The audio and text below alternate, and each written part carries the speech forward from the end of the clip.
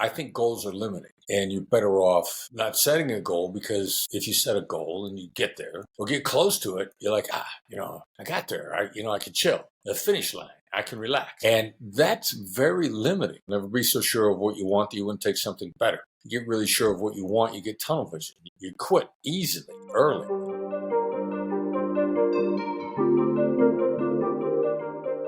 Chris Voss, this one has been a long time in the making, and I'm very excited to jump into your journey and all of the amazing things that you have done. I would love to start in your childhood, because the person that you are today, we've seen all that you have done, and it's profound, the different things that you've done in this world. And I'm curious, you started working for your father at about 11 years old. What were some of the belief script stories that you had growing up that kind of carved out the person that you became? Yeah, I think just work hard, learn, figure it out. Like my father would give me a list of tasks and expect me to figure them out, no matter how difficult. Some of them were pretty tough. My son gets a kick out of the fact that my dad wanted a new garage, and we had to tear the old garage down. I don't know how old I was. I hadn't hit puberty yet, I know for sure. And he handed me and my older sister a couple of crowbars and said, "Go in the backyard, tear the thing down." It's just kind of, here's some tools, there's a task, go get it done. I know you say that your son is like the best negotiator that you know. What were some of the things that you instilled into him that you believe just he really took? He always had a natural ability to kind of like assemble ideas. I'm not sure if there's a better way to describe it than that. I think he's always been good at math, and that may be part of it. But and then he just picked it up by osmosis. When he saw me being very entrepreneurial when he was really young, like I invested in this low-income housing 3-unit building in a tough part of Newark, and oversaw the remodeling of it. Mhm. And I'm there one night assembling this cabinet, and he's watching me. He's only, I don't know, he's 4 maybe, Wow. and he's paying close enough attention. He starts handing me the tools just before I need them as he's watching, and I was blown away by that. And then he figured this stuff out on his own, without, just by being exposed to it before I knew he was. And then later on, I found out he was using the skills to get out of trouble in high school. And so I think my father really instilled the same work ethic in my son more than I did. We used to send my son out to Iowa every summer. And at first it was just for 2 weeks, and it ended up being like 2 months every summer. And my dad put him to work the same way that he put me to work. Get out there, get this done, and I'll pay you for it. We always got paid. And I think he had a lot of work. My father really instilled the same work ethic in him. Do you think that those kind of values were instilled into you and allowed you to have the ability to stay long term in the FBI and as and like the suicide hotline? Like, I could imagine doing it in the beginning and you can handle it for a short amount of time because that's like what you have to do. But you were there for a long time, and I'm curious how you were able to sustain that. Well, first of all, on a hotline, it depends upon why you're there in the first place. Excuse me. Now, my big advantage, I love the fact that I was doing good. Mhm. But my big advantage when I was there is I went there to learn a skill. I went there to learn. I was curious. I wanted to learn the skill. And after I got there, I found the biggest problem with hotlines is volunteer burnout. Now, funding is a problem also, but it's number 2. The 2 resources they need people and they need funding. And because on a hotline, you go there to help. And there's a significant number of people on the hotline that are there to simply be abusive and manipulative. Roughly 40% of the people that call in on crisis hotlines, they're not in crisis. They literally say, like, "You're supposed to listen to me." Yeah. And they were called frequent callers. And if you're there to help, you find yourself being just burned out by these people. Now, I was there to learn. So instead of being burned out by the frequent callers, I found it fascinating. I wanted to learn different ways of dealing with them. And I was willing to try different combinations of the skills. And so I was less emotionally vulnerable to that burnout. And that was why I lasted on the hotline as long as I did. And then the FBI, especially the kidnapping negotiations, because things are going to go bad. If you work enough of them, hostage negotiators have roughly a 92, 93, 94% success rate, which means every time you turn double digits over, just based on numbers, something's going to go bad. And I always thought it was a privilege to be there to help. And looking back on it now, if what you're doing is a privilege, it energizes you. Hmm. You're looking forward to it when you get up in the morning. A duty, a task, to do, those are draining. But the emotional approach to how you do anything, even a to-do list, and I'm going to go off on this for a second because Please. I think it's important on how we maintain ourselves through the day. Absolutely. I get coached. Every top executive I know has coaching, maybe multiple forms of coaching, maybe multiple masterminds. One of them I belong to, Strategic Coach, which is both a combination of coaching and mastermind, Yeah, yeah. because the people you're there are masters. Dan Sullivan runs Strategic Coach, Hmm. and he says, don't have a to-do list, which you tick off.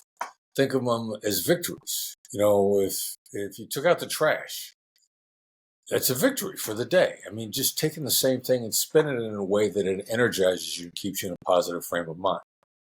I realize now that kidnap negotiations, for me, was a privilege. I like to think that what I do with the Black Swan Group now is a privilege. I believe in that immensely. I had Dr. Benjamin Hardy, part of Strategic Coach as well, on the podcast. And after I read The Gap and the Gain, it really helped me realize like every small task that I do doesn't have to be seen as such a massive task or something that I have to do, but I check it off as a win. And then I look at the end of my Yeah, day and I have so many wins throughout my day that I did that through another frame of reference, it would be seemingly very exhausting. And even after these podcasts, I get energy. And I always tell people go towards the thing that you get nice. energy from after the Yeah, thing, because yeah, usually burnout doesn't come from doing too much, but it's doing too many of the things that don't give you energy. What in yeah. the Black Swan Group that you're doing now, what is like really exciting you recently? Oh well, we got so many cool things on the table that it's so much fun. They're going to pitch a non-scripted, which is another phrase for reality TV Mhm. show on negotiation. I'm looking forward to seeing where that goes. Uh, Two of my colleagues are working on a book that's supplemental to Never Split the Difference. For lack of a better term, it's what the heck is tactical empathy, the operator's manual to tactical empathy. I'm looking forward to bringing more people on the team. We're coaching more and more internationally because negotiation is an international language Oh filled yeah. with human beings. So this year of the dragon, Chinese year of the dragon, is a year of acceleration. I'm looking forward to what this year brings. Yeah, your book has done amazing in not just English, and that's when you know it's something that's really truly impacting the world in a positive way. And I don't remember who said it to me, but it was an author I had on the podcast where he said that the book that you get the most from isn't the one that you read, but it's the one that you write. What, when you wrote Never Split the Difference, was there anything that you really took away that you explaining it, you learned it a little bit more for yourself?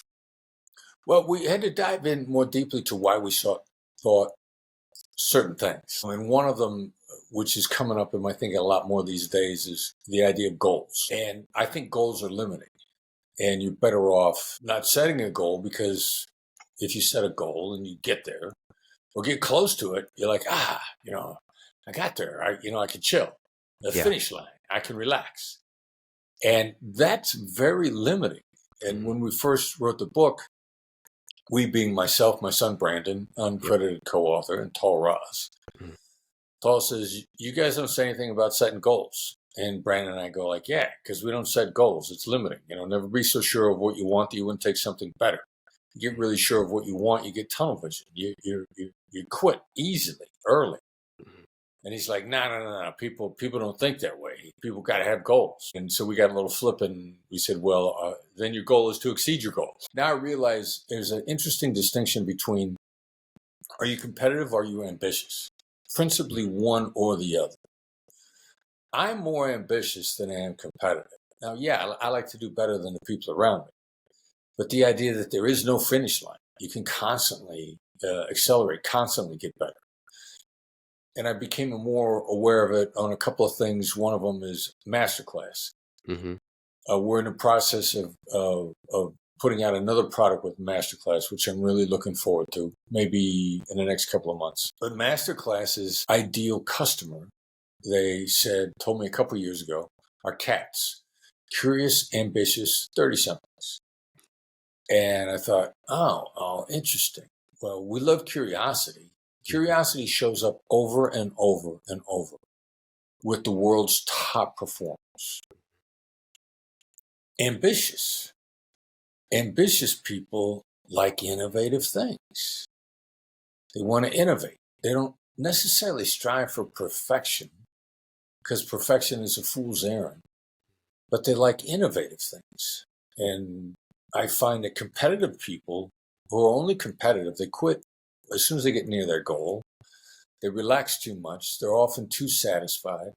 They're often very unhappy. Where ambitious people are generally pretty happy people and they're looking forward to tomorrow. So exploring these ideas, it hadn't really occurred when we wrote Never Split the Difference. And I'm very much more interested in the differences and the nuances, particularly the people that we recruit to come into the company. Mm. I'm much more interested in people who are ambitious. Ambitious people have more vision. They see greater possibilities. Competitive people see what's around them and just want to equal it or slightly exceed. Yeah, goals seem to be something that we shoot for, but it usually, like you said, it limits us because we can't possibly imagine. I could assume with the book for you, you couldn't imagine how massive it was going to be. If you set a goal to No. reach bestseller, like that was just the beginning of how much of an impact that you've had on people. So I'm with you on that. And I'm curious for you when it comes to negotiation and all the work that you've put in. What do you feel that most people get wrong about negotiation? First of all, that it's adversarial, Mm. that it's a competitive thing, that you got to beat the other side, because then that's going to limit you. And the other thing too is, there's this offer counter offer dynamic, and if one side makes an offer to me, then I got to contemplate it, and I got to think about my counter, and then I got to make the counter offer. That's really limiting stuff, and unless you're really good at it, you just don't see it. And most people, I like to think of it as Newtonian, if you will, versus thinking like Einstein. And what the hell am I talking about there? Well, Newton thought that there was a gravitational pull, and he couldn't quite explain it. And people think like maybe it's because the Earth spins around and there's a centrifugal force or something. But as the story goes, he's sitting on an apple tree. An apple fell on his head, and he went, "Gravity! Something pulled that apple down, clunked me in the head." Well, that ain't gravity. Gravity's actually probably a pushing motion. There's nobody really knows for sure what gravity is, but the physicists of today, post Einstein, know of one thing, that it's not a pull. And so what does that mean in negotiation? Negotiation shouldn't be counter offer. That's Newtonian thinking. That's, beyond last century. That's middle age thinking. But most people are stuck with that. Real negotiation is if you make an offer to me, let's say like, look, I'm sure you worked very hard on that. And I appreciate how hard. And here's why it won't work for me. And I leave it to you to work it out, but not in a threatening way. I want you to feel highly collaborative with me. I want you to put stuff on the table that you want to tailor into me, and so that we can make a great deal. And if I just go offer counter offer, the chances of us making a great deal are only by accident, as opposed to us really collaborating and creating something special. This leads me right to where I wanted to go with you saying how, right, I heard you say once that people put themselves out of business by being aggressive, right? But you have Yeah. a natural assertive nature, it seems as though. So how can we be assertive in that way if that is our natural inclination without being too aggressive in a way and like you said, push kind of thing? Yeah, I love that question. It's a sequencing thing. Mm. Empathy needs to precede aggression. And I really became, or assertiveness. And I would draw a fine line between assertiveness and aggression. Assertiveness is me just being willing to tell you what I need. And if I'm not assertive, if I don't tell you what I need, then I make you guess. And if I'm making you guess and you want to make a great deal with me, like you need me to tell you. Yeah. Like I got nobody to blame but myself if I don't tell you what I need. If I make you guess and I don't get what I want, that's on me because I never told you. Mm. So I got to be assertive. And when I really became aware of the sequence, Bob Manukin wrote a book called Beyond Winning, early 2000s. Still the best chapter on empathy I've ever read. When we bring people into our company to coach and train, we make everybody read that chapter. And the title of the chapter is The Tension Between Empathy and Assertiveness. And I remember reading that chapter. When I saw that title, I thought, there's no tension. I'm wondering where Bob's going with this. And if you really read the chapter, you realize that, it's almost a clickbait title, because he makes the case there is no tension. And that the more empathy you use first, the more assertive you can be. So it's really a precursor, and it enhances your ability to assert. It's a brilliant chapter. I'm still jealous of it. And as I said, we make everybody that comes into my company read it so that they really understand the difference. So I'm going to be more empathic. Like what I said before, you bring me an offer, you probably worked really hard on it. Mm-hmm. You probably spent a lot of time researching it. You probably spent a lot of time figuring out whether or not it's a good ask, whether or not I'll agree. And if I say to you, like, look, man, I know you really worked hard on this. I know you probably could have asked for more than what you did ask for. And I know you spent a lot of time on this and you really thought about it a lot. I'm just stating what's probably actually obvious to the situation. But to you appreciate it. It's validating for you. You want the work that you put in to be appreciated. So then I could say, like, and here's why it doesn't work for me. Now, if I started out by saying, like, here's why this doesn't work for me, you're going to be, this jerk. Do you have any idea how hard I worked on this?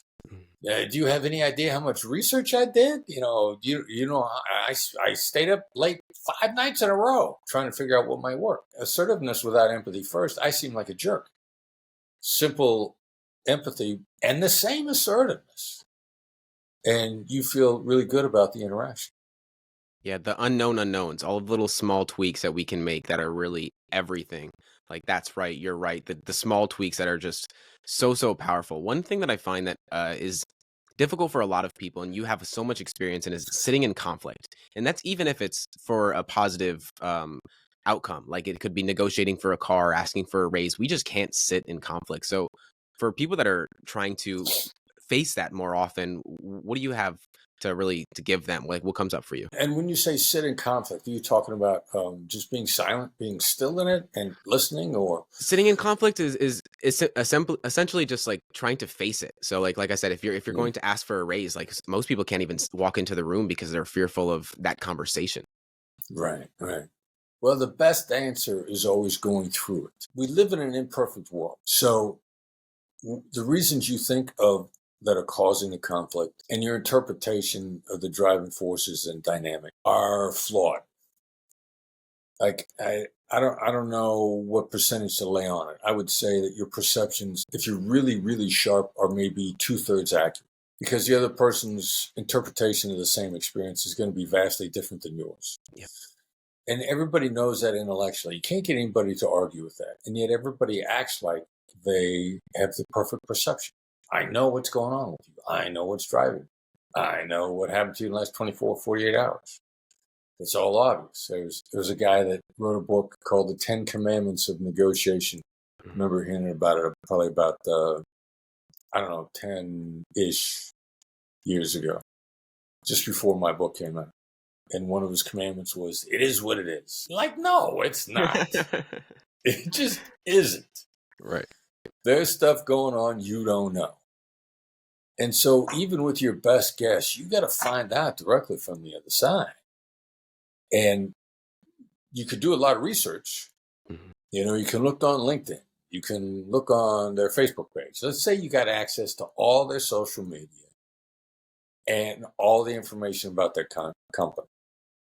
I mean, if you think their social media is anything more than a dating profile, and if you've done any online dating, or, I don't know what the online versions of it are these days, because I've been in a wonderful, stable relationship for 3 years.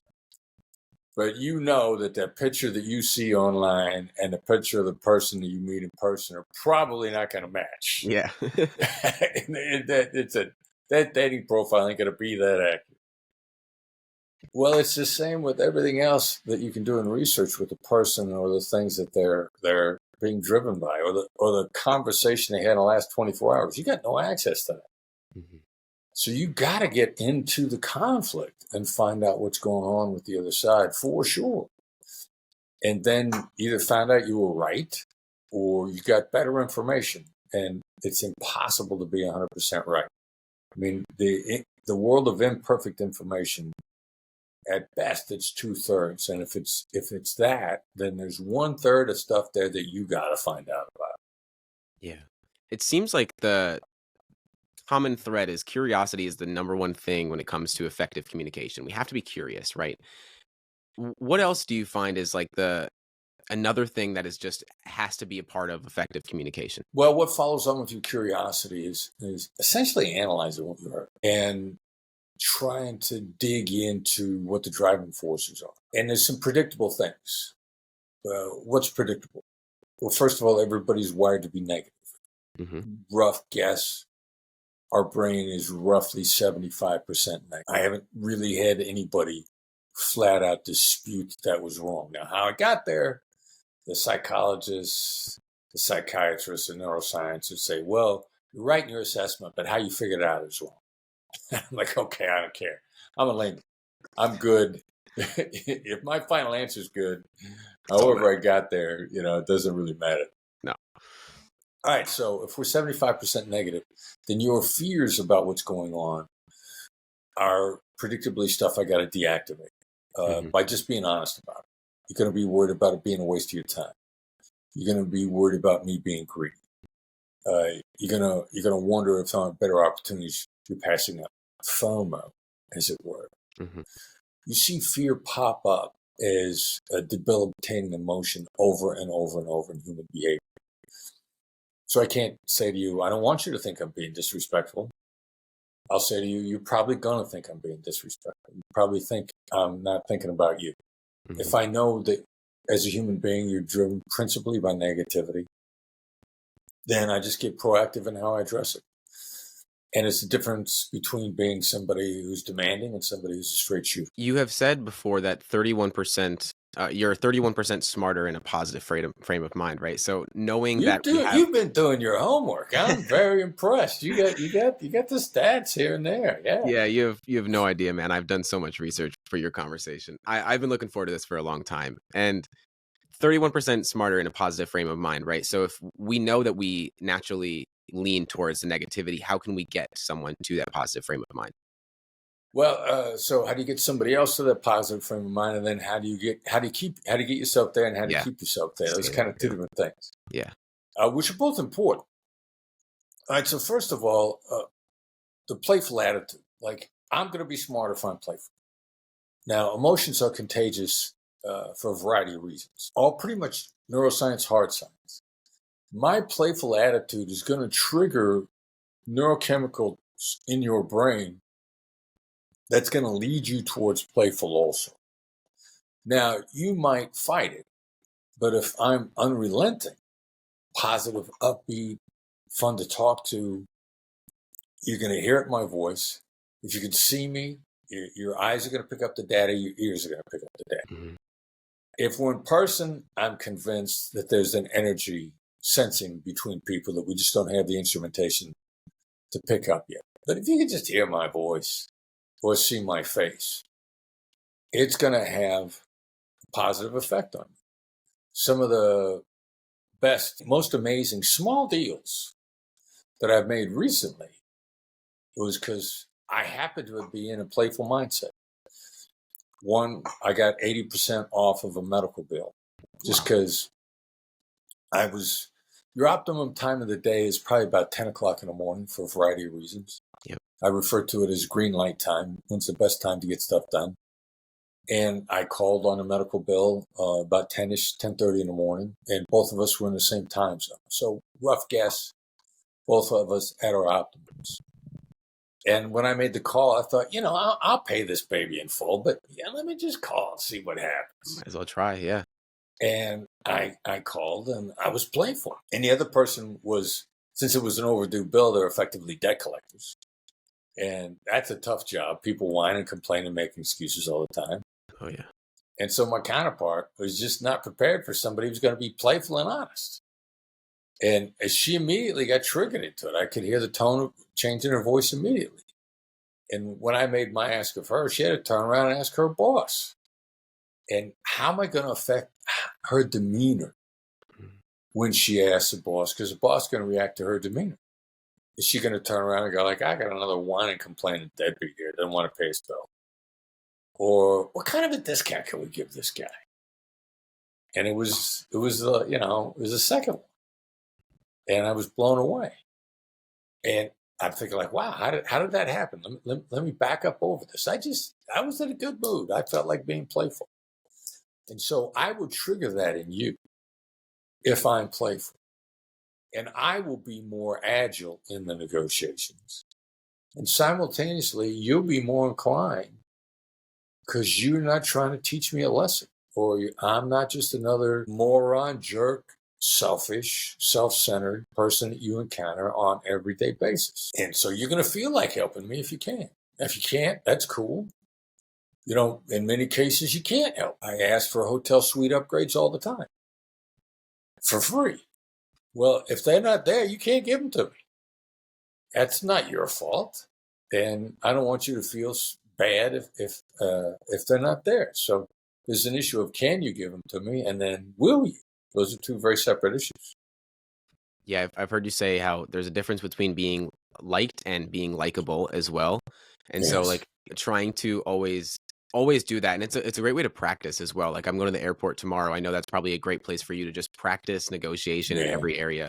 But we don't see negotiation. I feel like for a lot of people, we see it as just something that someone in the FBI or like in an area where they need it, it is required. But where in areas do you find that like in everyday life, whether it's intimate relationships, personal relationships, do you find it's just it's a necessity to develop? Everything. And there's a phrase I came across once that I really love. Never be mean to someone who could hurt you by doing nothing. So inaction is pretty much almost everybody we talk to. Customer service, anywhere. Mm-hmm.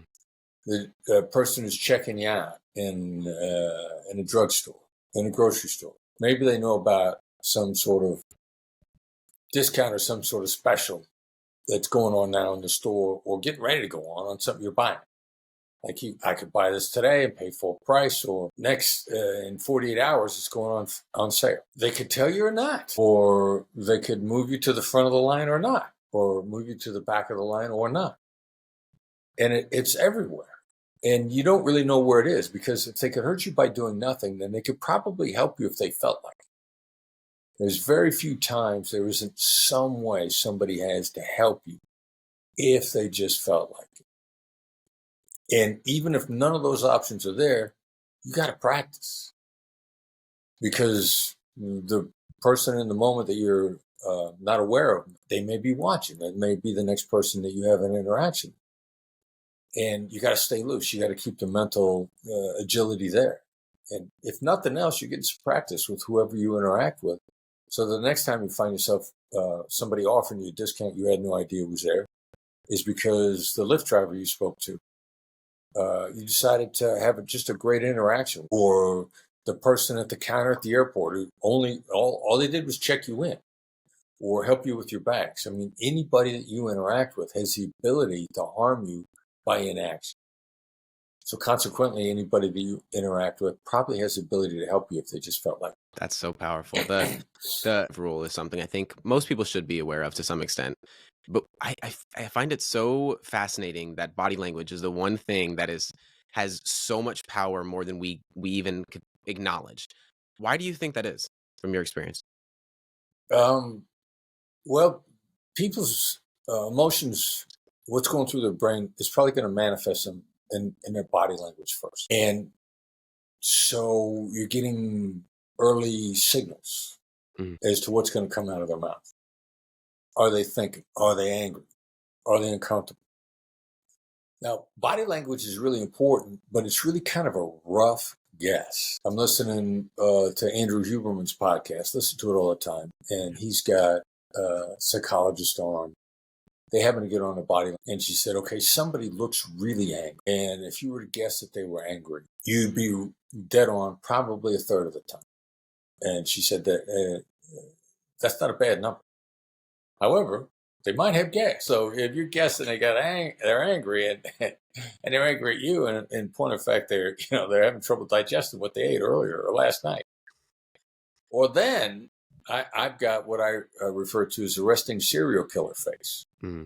Like when I'm thinking intently, I look like I'm imagining chopping you up in a basement and running you through a garbage disposal.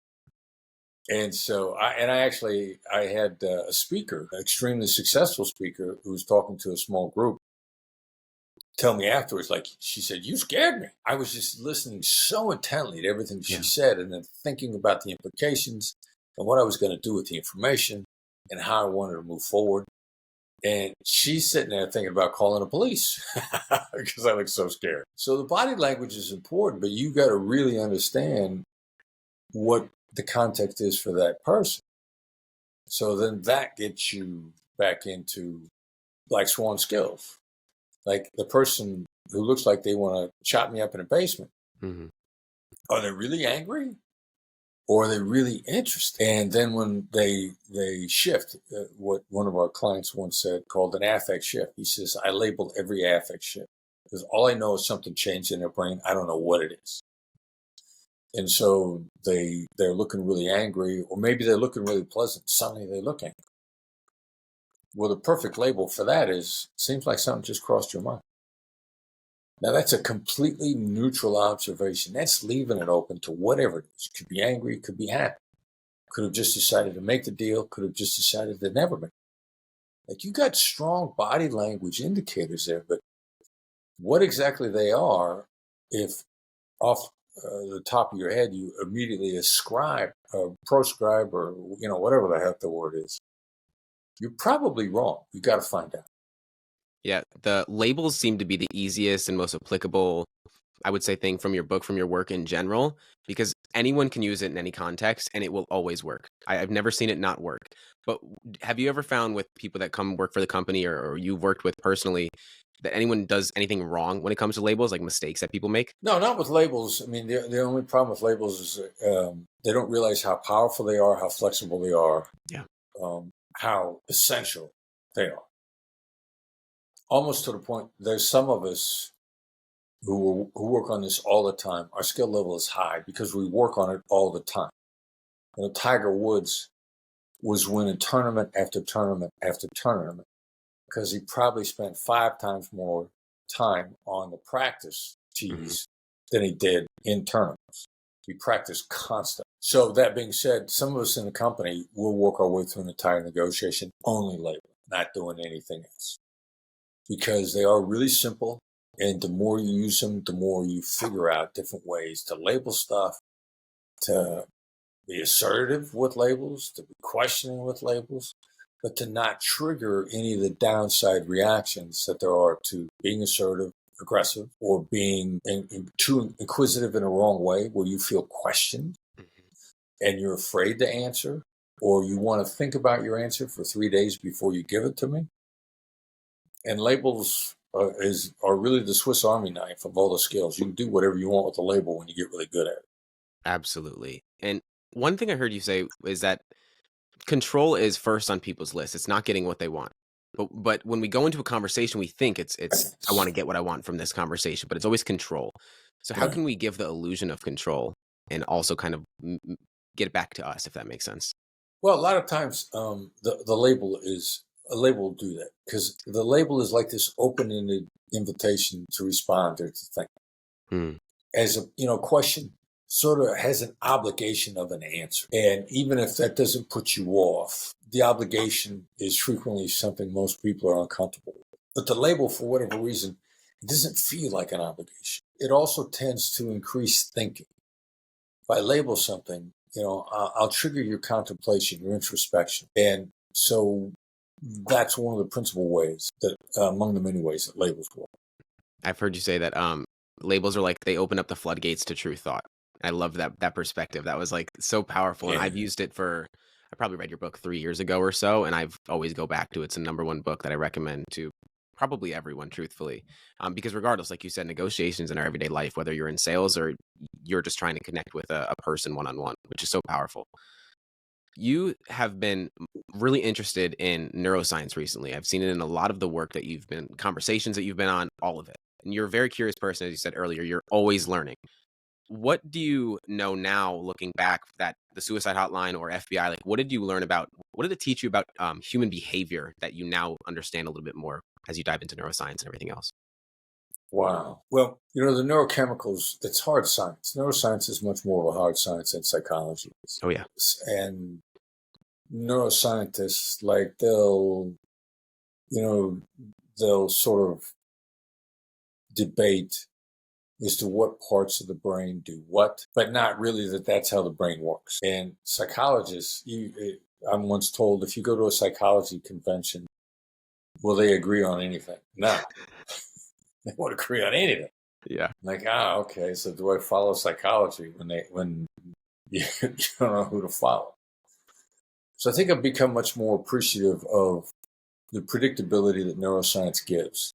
We didn't have neuroscience at all when I was on a hotline last century. Yeah. The advances, the real insights from neuroscience, they're coming all the time. Like 10 years ago, when the book came out, there was almost nothing about neuroscience. 2016, that's 8 years ago. And they're getting more and more about neuroscience all the time. So, what is it? Why on a hotline can I get you to change your behavior and not be suicidal in less than 20 minutes? When in every other conversation, people talk to you for hours. Right. And they don't move you at all. How can I do it on the hotline? Like, I didn't know what this thing, emotional intelligence, empathy really was. We just knew what worked. Now I know if you feel understood, neurochemicals are triggered in your brain, and clarity, satisfaction, bonding, honesty, by being heard and understood. So I think the neuroscience has really validated what the actual practitioners that needed results. And when you're on a hotline, you need results in 20 minutes or less. That's insane to think about. It's fascinating. And I'm going to continue bringing up quotes that I've heard you say, because just everything that you say just is fascinating to me, is that there's no such thing as reason, but everything is driven by emotion. Right. So talking about that, do you have a practical example of when that arrives? Because I think a lot of people think they're driven by reason. Wow, that's a great question. And I can't, because I take it so for granted constantly. Yeah. And every decision that people make, and every whether they're going for and being driven by what they're afraid of. Like across the board, there isn't anybody in any business that I don't find that to be a case of. But a specific example, I'm sorry, I can't really think of anything off the top of my head. No worries. No worries. I have so many questions that I could ask you truthfully. And it seems like most people, especially in negotiation, have the same luck, right? There's certain percentages of how many people you're going to get, how many people you're not going to get, and some of it's set in stone. But the skill players seem to win, right? The people that actually learn after the experience, and that's why, again, you're someone that continues to learn. What are some of the foundational skills that you teach now that maybe people aren't unaware of or are unaware of, but really you feel they need to know? Yeah, I got to tell you something. I think the whole concept of applying empathy and holding off and making a counteroffer, depending upon which type you are, there's basically 3 conflict types: fight, flight, make friends, assertive, analyst, accommodator. And to start with that, to begin with, to even be aware of that, the vast majority of people are not aware of that. You think you're normal, then you expect the other side to respond, to think, and act the way that you do. And since you think you're normal, when they don't, they're irrational or they're abnormal, because it's projection bias. My academic brothers and sisters identified the problem of projection bias as a real issue a long time ago. So to even be aware of that, when I think I'm being generous, you think I'm being assertive. To even see those differences, most people are very unaware of. And then secondly, if you make an offer, the obligation on my part is to make a counteroffer. And if I don't make a counteroffer, I'm being disrespectful or I'm not playing fair. Not the case. And simply choosing to dig into what's the thinking behind your counteroffer, what's the thinking behind your question, is not disrespectful. It's not avoiding the question. It's digging in much more deeply into it. So what people think their obligations are and what's really effective emotionally, one human being to another, usually vastly different. I'm so fascinated on everything that you put into the world. I feel like I can ask you a trillion questions. One that I was curious about is this idea that when you meet someone first, that's going to matter most, but the Oprah rule kind of goes against that, it seems. Right. So do you mind Right. breaking down what the Oprah rule is? Yeah, and it's the difference between the importance of a first impression and a last impression. Now we've almost every human being's had drilled into their head. Somebody said, if you don't make a great first impression, you're not going to have a chance to make a second. Yep. So everybody works on this first impression as if then it sets a tone for everything. Well, there is some tone that's set. And what I really believe is you can't get away with a bad first impression. Then if it's bad, it becomes the last impression because Right. people are done with it. But you can get away with an average first impression or a fair first impression. But the last impression is the lasting impression. It's going to be their takeaway. And I've looked at all the research and I've never been able to find a study that says the last impression is not the lasting impression. People will talk about the first impression and then they just kind of want to ignore how things end. So what's the difference? You make a great first impression, then your last impression is either mediocre or bad. They ghost you. They never want to talk to you again because the residue that was left with them was either mediocre or bad. And the number of people that the last thing they say is a cheap shot or condescending. I'm in a negotiation a number of years ago with a person that starts out with all this wonderful flowery language at the beginning. And I was used to them to using a lot of flowery language that they didn't mean. And then getting the honesty at the end. And at the end, they described what they were unhappy about. And the last line of the email was some partnership. And I thought, now I know who you really are. And you just left that with me.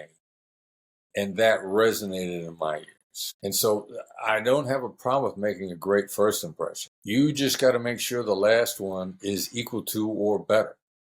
And where do we see examples of this all over the world? Anecdotally, Broadway shows, they say, give them a big finish and they'll forgive you for anything. Like the last impression is what resonates with people, how they feel when they go out the door. The entertainment industry, I'm talking to, wish I could remember her name because I haven't spoken to her for a while. Brilliant young lady, worked for Oprah for a long time. And we're talking about this. And she said, the entertainment industry is in a limo, out in a taxi. Wow. When Oprah always made it a point when we were dealing with people in a limo, out of it. No matter what happens, people got to be made to feel valued and cherished at the end of the interaction. I'm privy to a very direct and correcting conversation that Oprah had with a very high profile celebrity. She was taking this person to the woodshed over their behavior. And the very last thing she said was, I want you to remember that no matter what happens, no matter what decision you make, I will always love you. And that was the end of the conversation. Yeah. And a person complied. And so the last impression is so powerful and so lasting. Most people ignore it, that we don't coach. And that's fine, because I want the people that we do coach to outperform everybody else. Yeah. I kind of see it as like a stand-up comic. If you're going to save the best joke for last, right? So the same thing goes in a conversation or any kind of collaboration that you're working with. The last has to, and that's what makes it easily rememberable for me. But a lot of these skills are fleeting. Like you can forget it, and if you don't use it in your everyday life, it's going to be forgotten. You got to read your book 45 times for it really to sit in, and you have to read it 45 times more because it's going to go away eventually. So we talked a little bit about being in the airport and other areas that you use it, but is there areas maybe in your personal life or stuff like that that it really helps you ingrain it into your being and allows you to just continue to never forget it? Yeah, well, and you make a great point because they're all perishable. Mm-hmm. And, your skills begin to diminish like any sport. Yeah.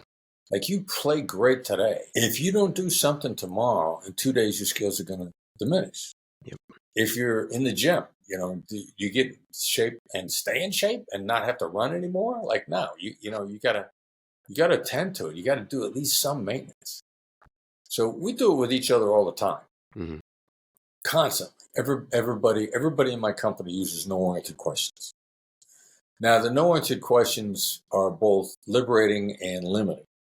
They eliminate a lot of friction and are liberating at the very beginning because yes creates anxiety, and nobody's making that mistake. But what I always like is now a bad time is the best now bad time to talk. Is the most common thing that we use on a regular basis, whether it be a text or in an email or in person. And new people in my company are constantly walking up to me and go, "It's now a bad time," and I'll be like, "No, no." But if I want to know what's going on, I turn back to them and go, "For what?"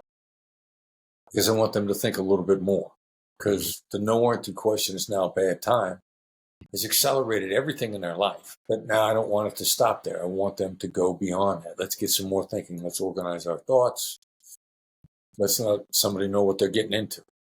And we all interact better as a result of that. So everybody in my company is using the skills daily with each other, not on each other, but with each other. The what questions, how questions are powerful, and we can use them in different areas. That like, how am I going to do that? Like the subtle things are just so powerful. The little things that you can do that make such a massive difference. What are some common questions that you ask, whether it's in business, personal life, that just continue to stay up for you that people can acquire? Well, the what I love that you bring up the what and how questions, Hmm. because understanding what they really are and what they really do. What is principally a question designed to uncover problems? What's the biggest challenge you face? How am I supposed to do that? Which is, the opening story Yep. in Never Split the Difference, and a ridiculously powerful question is really about implementation. Hmm. And when we wrote the book, we listed it as a first way to say no.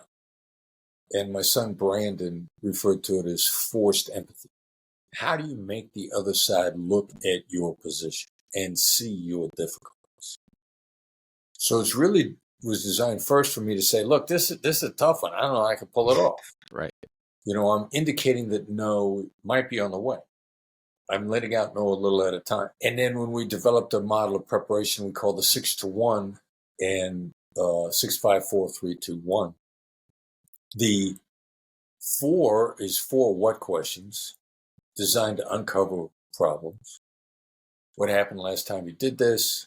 What happens if you do nothing? What's the biggest challenge you face? What are you up against here? Those are all designed to uncover problems. And how then is designed to reveal and collaborate on implementation. Mhm. So how am I supposed to do that is really you saying to somebody like, the implementation here is tough. This is an issue of implementation. Collaborate with me on it. Because I don't see a path without your help. Yep. And it's a way to ask for help very collaboratively with people. Simultaneously, those questions are exhausting. Like, what are you trying to get out of this? I'm going to make you stop and think, stop you in your tracks. And for you to really think about that requires a lot of deep thought out of you. You might not have enough mental energy to answer that question. If I don't get you at the green light time, 10 o'clock in the morning, what if I'm talking to you at 4 o'clock in the afternoon? You're going to be like, yeah, I don't know. I don't know. Figure it out. But if I hit you with instead, seems like there's something you want to get out of this. Hmm. It's not as exhausting, and you're more likely to answer. Chris, I'm so grateful for your time. I want to ask you one more question so that you can give people a little bit more idea what you have going on. My last question I ask every guest is, what belief are you currently unlearning? Wow. That's a great question. So much that I question on a regular basis that I want to try to get right. I don't know. I don't know what the answer to that one is. Yeah, I don't know. No worries. Is there a promise you're looking to keep to yourself this upcoming year? Just get better. Get better. Have a lot of fun. Beautiful. Help people grow. I probably just in the last year, I think of myself less as someone who gives direction to someone who mentors the people in my company. I'm trying to mentor everybody. I find as an assertive, taking that frame of mind makes me less harsh. My natural approach is kind of harsh. Yep. Because assertives are like that. We tend to be blunt, direct, overly direct. And if I think much more that I'm trying to mentor you and help you grow, I ask that of myself a lot more these days, because I want people that work for me to grow and get better as much as they possibly can. I love it, Chris. Where can people find you? But the best way to keep up with what we're doing and to get a lot of information and guidance for free, complimentary newsletter, is The Edge. Our website is blackswanltd.com, spelled like it sounds, BlackSwanLTD.com. You go there, as soon as you get there, you're probably going to get an opportunity to subscribe to our newsletter. It comes out Tuesday mornings. It's actionable, it's concise, it's usable. Plus, it has announcements to where we're going, what we're doing. We got 2-day diamond training coming up in Philly next week. We just ran a real estate conference in LA a couple of weeks ago for residential real estate agents. There's going to be a women's conference, women only. I don't even get to go in the fall. The newsletter is the very best way. It's the gateway to the gold mine. Subscribe to the newsletter, The Edge. It's complimentary. You get an email Tuesday mornings, 7:30-ish in the morning, whatever time zone you're in. You're going to get some actionable, usable information, and then you're going to get some leads from us on where to find more guidance, more ways to get better. Some powerful stuff. Everything will be in the show notes as well. Thank you again for your time. James, my pleasure. I certainly enjoyed the conversation.